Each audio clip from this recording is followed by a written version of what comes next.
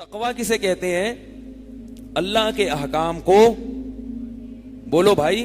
یہ میں جان جان کر ٹاپک لاتا ہوں, یہ نہ سمجھو کہ مجھ پہ یہ مسلط ہو گیا ہے. ہاں, بعض لوگ مجھے تانا دیتے ہیں کہ یار آپ سے برداشت نہیں ہے, پھر لے آتے ہیں. یہ جان بوجھ کر لاتا ہوں میں, معاشرے کی ضرورت ہے, سمجھ رہے ہو؟ اتنا بیوقوف نہیں ہوں کہ ایک چیز میرے اوپر. اور مجھے یہ بھی پتا ہے کہ بہت سے لوگوں کو یہ ٹاپک بہت ناپسند ہے, اس کے باوجود میں اس ناپسندیدہ ٹاپک پہ بات, حالانکہ ہے کتنا پسندیدہ ہے کتنا پسندیدہ, پھر بھی لوگ کیا کہتے ہیں ناپسند. تو وہ ایک ہمارے دوست ہیں یو کے میں, وہ ان کی کوئی کولیگ تھی, تو وہ میرے پاس فون آتے تھے, یار یہ مسئلہ ہے, یار یہ. میں نے کہا بھائی شادی کر لے یار. کہنے فلپینی ہے, میں کہاں سے شادی کروں گا اس سے. میں نے کہا مسلمان کرنے میں کتنا ٹائم لگتا ہے. تو مسلمان کی شادی ہو گئی, 3-4 سال ہو گئے. دیکھو گناہ سے اس کو بھی بچا لیا, خود بھی بچ گئے, تو اس میں کیا جا رہا ہے. نہیں کرو گے تو وہ بھی گناہ میں مبتلا ہوگی, کسی دوسرے مسلمان کو بھی خراب کرے گی. تو بعض چیزیں ایسی ہیں کہ ہمارا دل اولاد سے محبت کا دل چاہتا ہے کہ نہیں چاہتا, تو شریعت نے روکا ہے ہمیں اس سے. بیوی سے محبت کا دل چاہتا ہے کہ نہیں چاہتا, تو شریعت نے روکا ہے اور عبادت قرار دے دیا. ماں باپ سے محبت عبادت. پیسے کمانے کا دل چاہتا ہے کہ نہیں چاہتا, تو اللہ نے کہا کماؤ بھائی. نہیں کماؤ گے تو کیا ہوگا, بھیک مانگو گے, لوگوں کے سامنے ہاتھ پھیلاؤ گے. مشرکین مکہ جب حج کرنے جاتے تھے تو زیادہ راہ نہیں لے کے جاتے تھے, کہتے تھے ہم اللہ کے گھر جا رہے ہیں, اللہ پہ توکل کر کے جائیں گے, اللہ کھلائے گا, اللہ پلائے گا. پھر جب چوڑے میں آتے تھے نا تو بھیک مانگنا شروع کرتے تھے وہاں جا کے. تو اللہ نے فرمایا وَتَزَوَّدُوا, جب حج کرنے جاؤ زیادہ راہ لے کے جاؤ, فَإِنَّ خَيْرَ الزَّادِ التَّقْوَىٰ, اس لیے کہ سب سے بہترین ذات تقوی ہے. کیا مطلب؟ وہاں جا کے لوگوں کے سامنے ہاتھ پھیلانے کا گناہ, اس سے بچنا سب سے بہترین زیادہ راہ ہے. تو اللہ کو یہ پسند نہیں ہے کہ لوگوں کے سامنے ہاتھ پھیلاؤ. تو کوئی اس نیت سے کماتا ہے کہ میں کسی کے سامنے ہاتھ نہ پھیلاؤں, یہ بہت بڑی نیکی ہے. رمضان میں نا لوگوں کو پتا ہوتا ہے کہ میرے پاس لوگ زکوٰۃ اور صدقات کی کچھ رقمیں بھیجتے ہیں غریبوں کو دینے کے لیے. بہت سارے آرٹیفیشل غریبوں کا میرے پاس رمضان میں رش ہوتا ہے, اور میں چہرہ دیکھ کے اندازہ لگا لیتا ہوں کہ یہ کتنی بڑی فلم ہے. ایسی ایسی کہانیاں گڑھتے ہیں آ کے, مولوی صاحب ایکچولی بات اصل میں یہ ہے کہ میں تو مانگتا ہی نہیں, ہمارے تو باپ نے, یعنی سارے پورے وہی الفاظ نہیں ہیں, تھوڑا سا میں اپنا بھی مسالہ لگا رہا ہوں, لیکن اسٹائل یہی ہوتا ہے اسی قسم کا کہ ہمارے تو ابا نے بھی منع کیا مانگنے سے, ہمارے تو باپ دادا میں رواج ہی نہیں ہے. لیکن مسئلہ کچھ ایسا آ گیا ہے کہ بس وہ اگر میں نے یہ نہیں کیا تو میں ناجائز کی طرف چلا جاؤں گا, اور میں گناہ سے بچنا چاہتا ہوں. ان کو پتا ہے نا مولوی کی جیب سے کیسے پیسے نکلیں گے. تو کتنا افسوس کی بات ہے نا, کتنے افسوس کی کہ آپ لوگوں کے سامنے بھیک مانگ رہے ہو. اور بھکاریوں کے بارے میں میرا تجربہ ہے کہ کسی کو ایک دفعہ دے دو, موت تک آپ کی جان نہیں چھوڑے گا. ایک مشہور بھکاری ہے ہمارے محلے میں, پہلے میں اس کو میرے پاس آتا تھا, میں اس کو دے دیتا تھا, میں سمجھتا تھا بیچارہ مستحق ہے. کسی نے بتایا کہ یہ میرے پاس بھی آتا ہے, یہ فلاں کے پاس. پہلے میں سمجھتا تھا کہ یہ بھکاری نہیں ہے, یہ تو میرے سے اس خصوصی تعلق ہے, تو اس بیس پر. وہ شو بھی یہی کرتا تھا.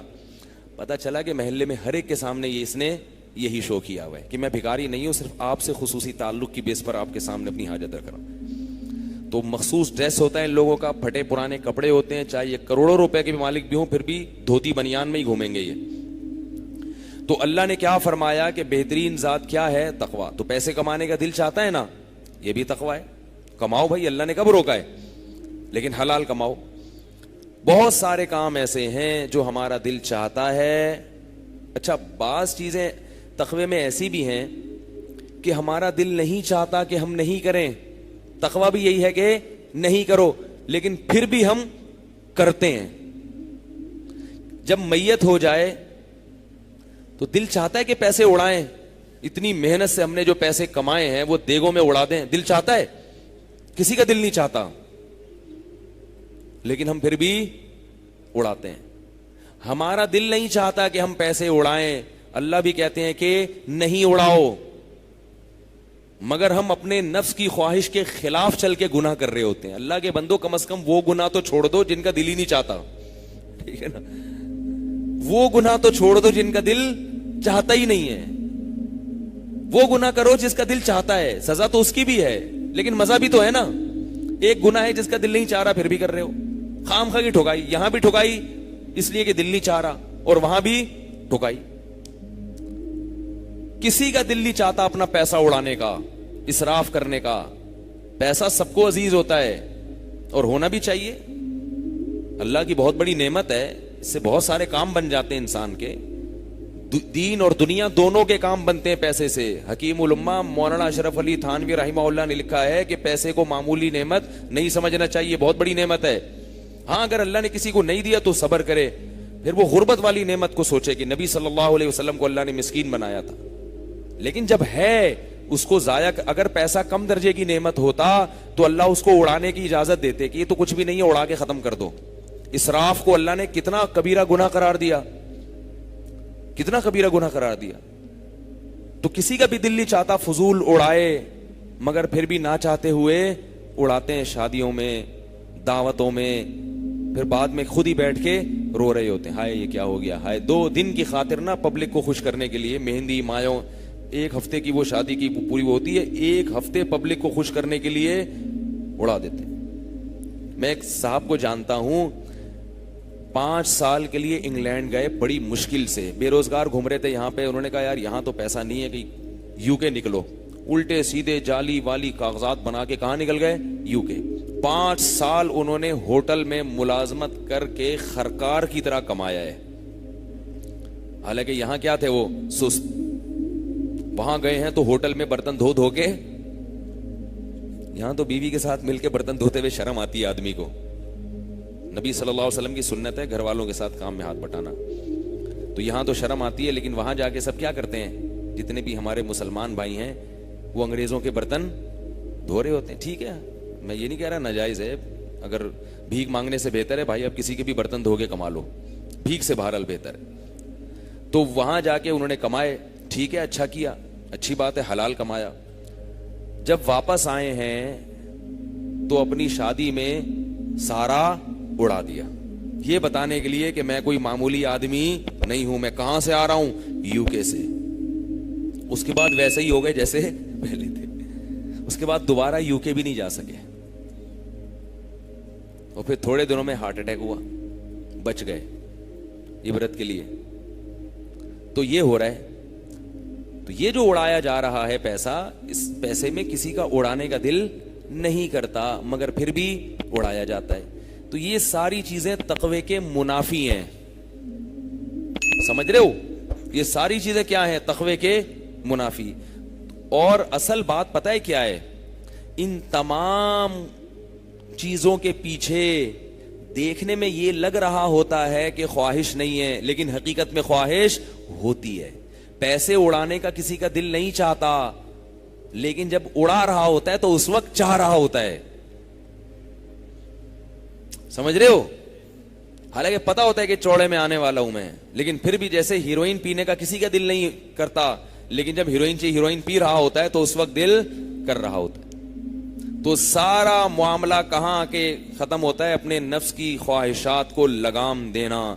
جس شخص میں یہ ملکہ پیدا ہو گیا کہ وہ اپنے نفس پہ قابو کر لے, اپنی خواہشات پہ کنٹرول کر لے, وہ دنیا میں بھی کامیاب اور آخرت میں بھی کامیاب.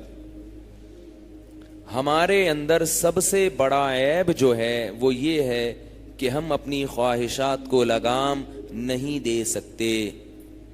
ہم کہتے ہیں کہ میرا جو دل چاہے گا میں وہ کروں گا. ہاں بعض دفعہ دل چاہتا ہے, معاشرہ اجازت نہیں دیتا تو معاشرے سے نہیں لڑتے. تو خواہشات پہ, اور زیادہ تر گناہ تو وہی ہیں, یہ تو چند ایک چیزیں ہیں کہ دل بھی چاہتا ہے اللہ بھی خوش ہوتے ہیں, لیکن زیادہ تر گناہ تو وہ ہیں کہ جن کا کرنے کا دل چاہتا ہے مگر اللہ وہ گناہ کرنے نہیں دیتے. اور یاد رکھو کہ جب تک گناہ نہیں چھوڑو گے اللہ کی طرف سے جہنم کے عذاب سے بچنے کا وعدہ نہیں ہے اور جنت کا وعدہ نہیں ہے. آج لوگ نفلی عبادت پہ بہت زور لگا رہے ہیں, فرائض و واجبات کی طرف توجہ نہیں ہے. عمرے بھی ہو رہے ہیں ماشاءاللہ, ہونے چاہیے بے پردہ ہو کے. خواتین ہم سے پوچھتی ہیں کہ عمرے میں چہرے پر چادر کا لگنا ناجائز ہے, لہذا ہم چہرہ کھول کے جاتے ہیں. जवान लड़की चेहरा खोल के जाएगी, इसमें फितना है या नहीं है? ये उम्रा करने जा रही है, ये मर्दों को फितने में मुब्तला करने जा रही है। बाज लोग कहते हैं वहां का माहौल ऐसा है, मक्का मदीना, वहां अगर लड़कियां चेहरा खोल के भी घूमेंगी तो इससे कोई फर्क नहीं पड़ता, वहां कोई लड़कियों को देखने नहीं जाता, वहां तो अल्लाह के घर को देखने जाते हैं। खवातीन भी ये दलील लेती हैं। मैं उसका जवाब ये देता हूं कि क्या अल्लाह के घर में मर्द मर्द नहीं रहता? बोलो ना भाई, क्या मस्जिद नबी में मर्द जाने के बाद आदमी नहीं रहते? वो कुछ और बन जाते हैं, मुखन्नस बन जाते हैं वो, है भाई? क्या मस्जिद नबवी में या मस्जिद हराम में तवाफ के दौरान आदमी आदमी नहीं रहता? क्या तवाफ के दौरान आपको भूख लगती है? अगर कोई खजूर पेश करे तो खा लोगे ना, अगर भूख लग रही हो। तवाफ के दौरान प्यास लग रही होती है बाज दफा, तो लोग पानी पेश करते हैं, फौरन दिल चाहता है लपक के, बोलो ना भाई, शर्माओ नहीं, दिल चाहता है ना पी लो। तो ये क्या बात है कि तवाफ के दौरान लड़की नजर आएगी और आपका दिल नहीं चाहेगा, उसकी तरफ माइल नहीं होगा, क्योंकि अल्लाह का घर है। तो अल्लाह का घर होने से ये थोड़ी लाजिम आता है कि आप आदमी आदमी नहीं रहा और औरत औरत नहीं रही। वहां कोई मर्द हैंडसम खूबसूरत होगा तो औरत भी उसकी तरफ माइल होगी, लड़की खूबसूरत होगी तो लड़का भी उसकी तरफ माइल होगा। ये बहुत बड़ा दिमाग में वसवसा घुसा हुआ है कि हरम में और इन जगहों में। बाज लोग ये कहते हैं कि हज में मर्द और औरतों का इख्तलात क्यों होता है? फिर एक हमारे यहाँ टेलीविजन में एक और बहुत बड़ी, उनसे भी बड़ी फिल्म है जो मार्केट में आ रही है, उनसे किसी ने पूछा कि रमजान में जो आप ये जो करवा रहे हैं, इसमें लड़के लड़कियों को इकट्ठा किया हुआ है आपने, ये क्या बेशर्मी है? तो उसने कहा हज में भी तो क्या होते हैं, लड़के लड़कियां मर्द औरत इकट्ठे होते हैं। अल्लाह के बंदो, हज में इकट्ठे इसलिए होते हैं कि हज में उनको अलग करना गवर्नमेंट के लिए मुमकिन है ही नहीं, नामुमकिन है जो चीज। तो शरीयत ने क्या कहा है औरत को? तभी मस्जिद नबवी में इकट्ठे नहीं होते। मस्जिद नबवी में बाकायदा पर्दे का इंतजाम होता है, खवातीन बिल्कुल मर्दों से अलग खड़ी होती हैं, मर्द बिल्कुल, अभी खवातीन का जो एतकाफ है कोई भी नहीं घुस सकता उसमें, बिल्कुल सेपरेट, मर्दों का बिल्कुल अलग है। मस्जिद हराम गोल है, उसमें सऊदी हुकूमत कोशिश के बावजूद आजिज आ चुकी है, भाई मुमकिन नहीं है, गोल है ना, आप जाओ तो आप यही भूल जाते हो थोड़ी देर में मैं आया किधर से था। जो बार बार उम्रा करते हैं ना, उनको फिर वहां के गेट और रास्ते समझ में आते हैं। वो अजीब सा एक वहां पर माहौल है, वो मुमकिन नहीं है। वरना ये बात उलमा कई बार उठा चुके हैं कि खवातीन के लिए तवाफ की जगह अलग होनी चाहिए, और नमाज में शरीयत ने क्या कहा है कि खवातीन सफों के बिल्कुल पीछे खड़ी हों, ताकि मर्द और औरत का इख्तिलात नमाज में भी ना हो। वरना नमाज में आप कह सकते हो कि मैं कोई लड़कियां देखने आता हूं जो मेरे साथ किसी खातून को नहीं खड़ा होने दे, मैं तो अल्लाह की इबादत के लिए आया हूं। तो शरीयत क्या कहेगी? आप लड़की देखने आए हो या नहीं आए, खवातीन कहां खड़ी होंगी? पीछे, आप आगे। अब आपको मैं तो नमाज पढ़ने आया हूं, मैं उनको देखने थोड़ी आया हूं। शरीयत कहेगी आप उनको देखने नहीं आए, लेकिन आप उनको देखोगे।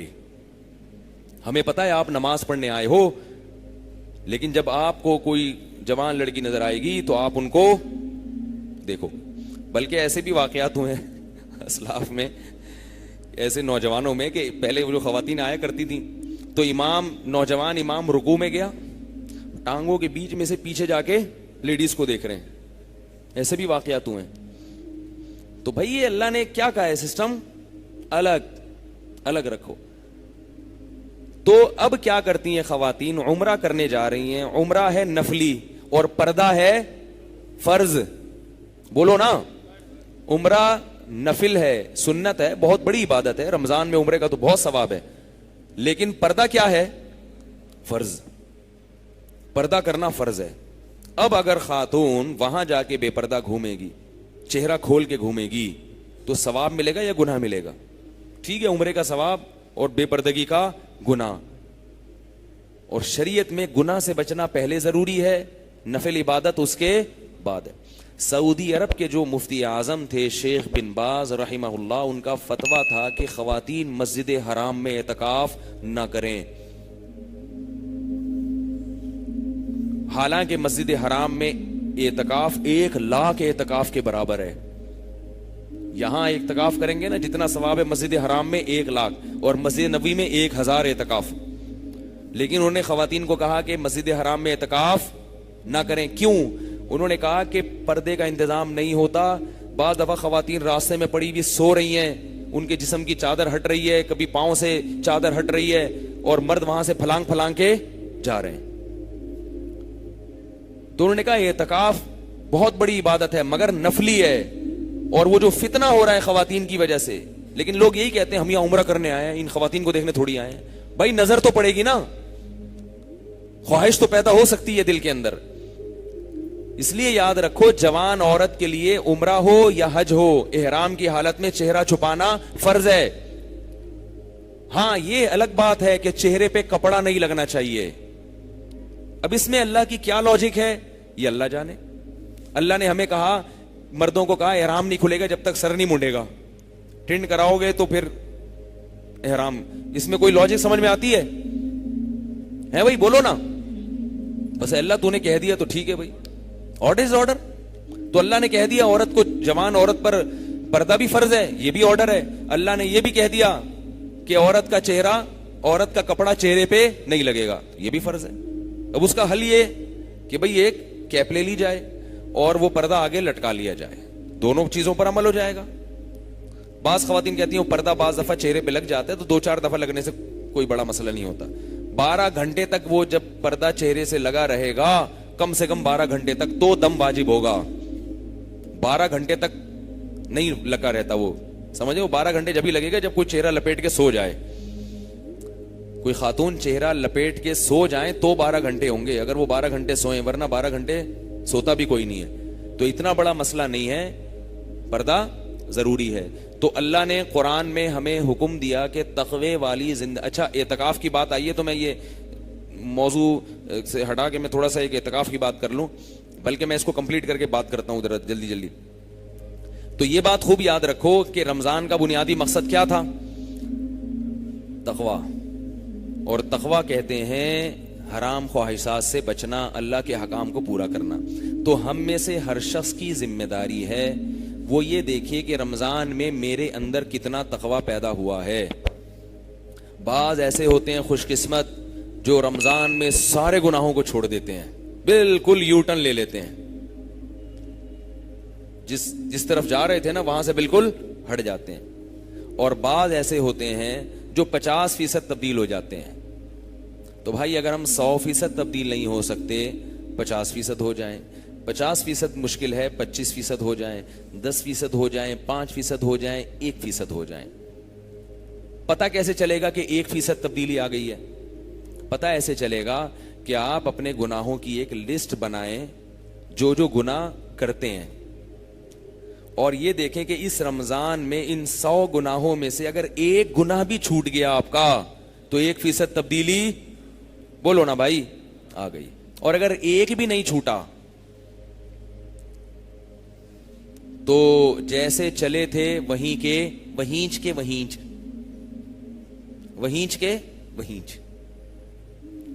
کوئی فائدہ رمضان کا نہیں ہوا. ثواب مل گیا, روزے کا بھی مل گیا. یہ ان لوگوں کے لیے جو روزے رکھ رہے ہیں, نمازیں پڑھ رہے ہیں. جو رکھ ہی نہیں رہے ان سے تو میں بحث ہی نہیں کر رہا ابھی, کیونکہ وہ تو تقویٰ چاہتے ہی نہیں ہے. تقویٰ چاہتے تو روزہ تو رکھتے کم از کم. جو روزے دار ہیں ان کی زندگی سے اگر ایک گناہ بھی چھوٹ گیا تو رمضان کا بہت بڑا مقصد حاصل ہو گیا. اگر آپ بد نظری کے عادی ہو, شراب کے عادی ہو, اللہ نہ کرے زنا کے عادی ہو, ماں باپ کی نافرمانی کے عادی ہو, نماز قضا کرنے کے عادی ہو, ایک گناہ تو کم از کم چھوڑ دو بھائی. داڑھی کاٹنے کے عادی ہو, ایک گناہ تو چھوڑ دو کہ شراب سے توبہ کروں گا میں اس رمضان میں, زنا سے توبہ کروں گا میں اس رمضان میں, بد نظری سے توبہ کروں گا میں اس رمضان میں, والدین کی نافرمانی سے توبہ کروں گا اس رمضان میں. کچھ نہیں ہوتا, 5 وقت نماز کی پابندی اب سے شروع کر دوں گا میں. ایک گناہ تو چھوڑے کم از کم. ہمارے ہاں پورا رمضان گزر جاتا ہے, کوئی ایک گناہ بھی ہماری زندگی سے نہیں نکلتا, پھر تو کوئی فائدہ نہیں ہے بھائی. تو اللہ تو کہہ رہے ہیں کہ میں تم سے روزے رکھوا رہا ہوں تاکہ تمہارے اندر نفس کے خلاف طاقت پیدا ہو, اور آپ کے اندر وہ طاقت پیدا ہو ہی نہیں رہی. تو یہ پھر مزیدار بات نہیں ہوئی, یہ پھر رمضان کا مقصد حاصل نہیں ہوا. محمد صلی اللہ علیہ وسلم نے فرمایا بہت سے روزے دار ایسے ہیں جن کو روزے میں بھوک اور پیاس کے سوا کچھ بھی حاصل نہیں ہوتا, سوائے بس کولیسٹرول کم ہو جاتا ہے ان کا تھوڑا سا, باقی ویسے کے ویسے ہی.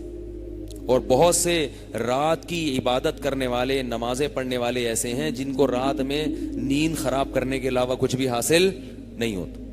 بس جاگ لیے, جاگنا سیکھ لیے, اور کچھ بھی حاصل نہیں ہوتا. تو کون لوگ ہیں یہ جو گناہ نہیں چھوڑتے اور گناہ چھوڑنے کی فکر بھی نہیں کرتے؟ اگر گناہ نہیں چھوٹ رہا, کم از کم فکر کرنا شروع کر دے تو یہ بھی ایک اسٹیپ ہے. اور یاد رکھو, ایک گناہ چھوڑنے سے دوسرا گناہ چھوڑنا خود بخود آسان ہو جاتا ہے. اللہ تعالیٰ مجھے بھی ان باتوں پر عمل کی توفیق عطا فرمائے, آپ حضرات کو بھی. آج سے چونکہ اعتکاف شروع ہو رہا ہے تو اعتکاف کے بارے میں چند ایک باتیں آپ کے سامنے میں عرض کروں گا. پہلی بات تو یہ ہے کہ اعتکاف میں مغرب کی نماز سے پہلے بیٹھنا ضروری ہے, سنت اعتکاف میں, ٹھیک ہے نا. اور اعتکاف اصل سنت ہی ہوتا ہے, نفلی بھی جائز ہے مگر وہ ثواب نہیں ہے. نبی صلی اللہ علیہ وسلم کی جو سنت ہے وہ اعتکاف ہے جو پورے 10 دن ہوا کرتا تھا. سمجھ رہے ہو کہ نہیں سمجھ رہے؟ دوسری بات یہ ہے کہ آج کل بہت سی خواتین کو بھی مسجدوں میں اعتکاف میں بٹھانے کا رواج ہمارے معاشرے میں بڑھتا چلا جا رہا ہے. تو یاد رکھو یہ بہت بڑا فتنہ ہے. اس میں لوگ حدیث تو پیش کر دیتے ہیں کہ نبی صلی اللہ علیہ وسلم نے حضرت عائشہ کو اعتکاف میں بٹھانے کا اجازت دی تھی. جب حضرت عائشہ اعتکاف میں بیٹھی ہیں تو دیکھا کہ دوسری زوجات نے بھی خیمے لگا لیے. آپ صلی اللہ علیہ وسلم نے صبح دیکھا یہ کیا ہے, فرمائی پوری بیویوں کے خیمے لگے. آپ نے سارے خیمے باہر نکلوا دیے. اس کی علماء مختلف حکمتیں بیان کرتے ہیں کہ بھئی یہ تو پھر اعتکاف کی مصلحت کے خلاف ہے. اتنی خواتین, پردے کا انتظام نہیں ہو سکے گا. تو یہ بہت ساری مصلحتیں. تو ٹھیک ہے, بعض چیزیں فی نفسی ہی جائز ہوتی ہیں, لیکن مجھے ایک بات بتاؤ, محمد صلی اللہ علیہ وسلم امت سے چاہتے کیا تھے؟ وہ ہم زیادہ بہتر سمجھتے ہیں یا آپ کی زوجہ حضرت عائشہ؟ بولو نا, امی عائشہ زیادہ بہتر سمجھتی ہیں نا. امی عائشہ رضی اللہ تعالی عنہا نے فرمایا لو کان النبی رأى ما رأینا لمنعنا نساءنا کما منعت نساء بنی اسرائیل. اگر نبی ہمارے زمانے کی عورتوں کو دیکھ لیتے, صحیح بخاری میں ہے یہ حضرت عائشہ کا مقول, تو ہماری خواتین کو مسجدوں میں آنے سے روک دیتے جیسے کہ بنی اسرائیل کی خواتین کو روک دیا گیا تھا. پتہ چلا بنی اسرائیل میں بھی اصل اجازت تھی عورت کو آنے کی, مگر جب دیکھا کہ حالات خراب ہو رہے ہیں, فتنہ ہو رہا ہے, تو وہاں بھی اللہ نے پابندی لگا دی ہے. تو حضرت عائشہ فرما رہی ہے نبی موجود ہوتے تو پابندی لگا دیتے. بتاؤ نبی کی بات کو امی عائشہ سے زیادہ بہتر کوئی سمجھ سکتا ہے؟ میں نے خود ایسی جگہوں پہ دیکھا ہے جہاں خواتین اعتکاف میں بیٹھتی ہیں, لوگ بتاتے ہیں کہ فتنے ہوتے ہیں مسجد میں بیٹھنے میں. ایک صاحب نے مجھے بتایا, وہ ہمارے اہل حدیث دوست تھے, کہہ رہے ہیں کہ ہماری مسجد میں خواتین بیٹھی تھی اوپر والے ڈپارٹمنٹ میں, تو کہہ رہے میں نے خود دیکھا کہ مسئلہ کیا ہو رہا ہے کہ مرد 2-4 سارے خراب نہیں ہوتے, وہ 2-4 بار بار کیا کر رہے ہیں, نظریں گھما کے دیکھ رہے ہیں کہ کوئی گزرتی بھی نظر آ جائے. اور پھر کہہ رہے ہیں کہ ایک کو تو میں نے دیکھا اعتکاف توڑ کے سڑک پہ بیٹھا ہوا قرآن پڑھ رہا ہے اور اوپر بار بار جھانک رہا ہے. کہہ رہے میں نے رنگے ہاتھوں پکڑ لیا اس کو. تو یہ سب کچھ ہوتا ہے. تو اس لیے عورت کے لیے گھر کی 4 دیواری اس زمانے میں ٹھیک ہے, فی نفسی ہی جائز ہے, لیکن جیسے شیخ بن باز نے مسجد حرام میں بیٹھنے سے منع کر دیا, حالانکہ 1 لاکھ اعتکاف کا ثواب ہے, تو عورت کے لیے سب سے اہم چیز کیا ہے؟ پردہ. اور آج کل کی خواتین اگر اعتکاف میں بیٹھتی بھی ہیں, پردے کی پابندی ان سے نہیں ہوتی, ہنستی ہیں تو کھی آوازیں نہیں. ایک دفعہ میں کسی مسجد میں بیٹھا ہوا بیان کر رہا, مجھے نہیں پتا تھا یہاں خواتین بھی اعتکاف میں بیٹھی ہیں. پنجاب میں کوئی مسجد تھی, اس میں خواتین بھی اعتکاف میں بیٹھی تھی. میرا بیان تھا 27ویں رات کو. اب میں بیان میں تھوڑا طنز و مزاح بھی کرتا ہوں. جب میں نے مزاح کیا تو کھی ہاں کی آوازیں آ رہی ہیں. میں حیران کہ یار یہ کون لوگ ہیں, دیکھنے میں تو آدمی لگ رہے ہیں مگر ان کے اندر سافٹ ویئر جو انسٹال ہوئے ہیں وہ لیڈیز والے ہیں. اتنی خوبصورت مسکراہٹ ان کی اور ایسی ہنسی. پھر میں کوئی مزاح کی بات کرتا, پھر کھی. میں دیکھ رہا ہوں یار یہ کیا مسئلہ کیا ہے, کچھ کرسی کے نیچے تو نہیں کوئی چھپا ہوا, کیا ہے یہ؟ پھر میں نے کوئی بات کی, پھر وہ لڑکیوں جیسی آوازیں آ رہی ہیں ہنسنے. پھر میری نظر جیسے یہ سامنے ہے نا, یہ ایک برآمدہ سا اوپر, میری نظر یہاں پڑی تو خواتین بیٹھی ہوئی تھی ادھر. تو میں نے کہا اللہ کے بندو, اس طرح سے تم یہاں خواتین کو لا کے اعتکاف میں بٹھا رہے ہو سامنے بالکل, اور کوئی ہنسی مذاق ہو رہی ہے, کوئی بات ہو رہی ہے, وہ مرد سارے نیچے بیٹھ کے سن رہے ہیں. یہ اعتکاف ہے, یہ عبادت ہے, یہ کیا؟ اس میں خشوع خضوع سے عبادت ہوگی؟ خشوع خضوع سے بیان نہیں ہو رہا مجھ سے ایسے موقع پہ, عبادت کہاں سے ہوگی؟ تو اس لیے فقہا نے جو منع کر دیا نا عورت کو مسجد میں آنے سے, اس کا مقصد حدیث کی مخالفت نہیں ہے, اس کا مقصد زمانے کے حالات کو دیکھنا ہے کہ بھئی فتنہ ہے. اور دوسرا, وہ عبادت جو مسجد میں ہو سکتی ہے وہ کہاں؟ گھر میں بھی ہو سکتی ہے. تو تو اس لیے فقہائے حنفیہ جمہور اگرچہ عورت کے گھر میں اعتکاف کے قائل نہیں ہیں، لیکن علماء احناف کہتے ہیں کہ جب مسجد میں ان کو روک دیں گے اور اگر گھر میں بھی نہیں بیٹھنے دیں گے تو وہ اعتکاف کی فضیلت سے ہمیشہ کے لیے محروم ہو جائیں گی. تو اس لیے کوئی روایت نہیں ہے اس پر، لیکن انہوں نے عورت کی فضیلت حاصل کرنے کے لیے کہ بھئی حدیث میں آتا ہے کہ ایک جگہ کو عبادت کے لیے خاص کرو گھر میں، تو پھر اسی کمرے کو عورت اعتکاف کے لیے خاص کر دے. کوئی پکی ڈھکی دلیل نہیں ہے اس پر، لیکن اللہ کی رحمت سے امید کی جا سکتی ہے کہ اللہ اس کے اعتکاف کو قبول کر لیں گے. سمجھ رہے ہو بات کو؟ کیونکہ وہ مسجد میں اس لیے نہیں آ رہی ہے کہ وہاں کیا ہوگا فتنہ. اب اگر بالکل ہی اعتکاف نہیں کرنے دیں گے تو نتیجہ کیا نکلے گا؟ عورت ہمیشہ کے لیے اعتکاف کی نعمت سے محروم. اور یہ رمضان کا آخری عشرے میں بہت لوگوں کے دل نرم ہوتے ہیں. خواتین ویسے ہی آج کل گھروں میں اتنی مصروف ہوتی ہیں، پورے رمضان میں تو ان کو سحری افطاری سے فرصت نہیں ملتی ہے. پھر شاپنگ، اگر اعتکاف میں نہیں بیٹھیں گی تو عید کی راتوں میں شاپنگ. البتہ تراویح میں میں یہ کہتا ہوں کہ خواتین کو مسجد میں اس زمانے میں آنے دیا جائے. اس کے کیا دلائل ہیں وہ ایک الگ ٹاپک ہے. تراویح میں اتنا فتنہ نہیں ہے، آئیں گی تھوڑی دیر کے لیے اور چلی جائیں گی. کیونکہ اگر تراویح سے بھی روکو گے پھر یہ گھر میں نہیں پڑتی، کیونکہ اگر آپ نے روک دیا تو یہ کہاں جائیں گی؟ پھر بازاروں میں جاتی ہیں، مارکیٹوں میں جاتی ہیں. اور تراویح ہوتی بھی تھوڑی دیر کے لیے، اس کے لیے راستے بھی الگ کیے جا سکتے ہیں. آئیں. اور ہم نے ابھی مسجد میں اگلے سال فیصلہ کیا ہے کہ خواتین کے لیے جو آتی ہیں بیان کے لیے یا کوئی تراویح کے لیے آ رہے تو راستہ بالکل الگ ہو. اس دفعہ تو راستہ ایک تھا جس میں الحمدللہ کوئی فتنے کے واقعات تو نہیں ہوئے، لیکن پھر بھی مناسب نہیں لگا ہمیں. جس راستے سے عورتیں نکل رہی ہیں وہیں سے مرد آ رہے ہیں. کوشش کی ہم نے کہ بھی مرد پہلے جائیں عورتیں بعد میں، لیکن وہ کنٹرول نہیں ہو رہا. اب یہ فیصلہ کیا ہے کہ بالکل ان کے لیے راستہ الگ کر دیا جائے گا. تو اللہ تعالی ہم سب کو سمجھنے کی، عمل کی توفیق عطا فرمائے.